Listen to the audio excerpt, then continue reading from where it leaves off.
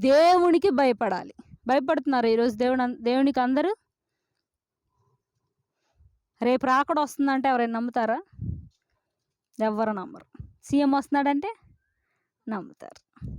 నమ్ముతారు కదా? ప్రతి ఒక్కళ్ళు నమ్ముతారు. అంటే దేవుని మీద కంటే ఎవరి మీద నమ్మకం ఎక్కువైపోతుంది?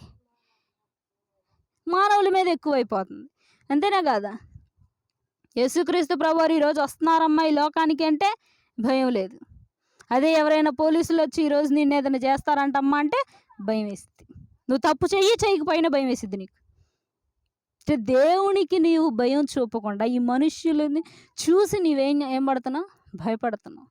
దేవుడు అదే అంటున్నాడు, భయం ఉండాలి. ఎవరి పట్ల ఉండాలి నీకు భయం? నా పట్ల ఉండాలి. ఈ మనుష్యులేంటి? మామూలు వాళ్ళే. ఈ మనుషులు నీలో కొన్ని లక్ష్య పెడతారు. ఏమని? నీవు ఇటువంటి వాడవు ఇటువంటి వాడవని తీర్పు తీరుస్తారు. కానీ నేను అటువంటి వాడిని కాదు. మనుషులు లక్ష్య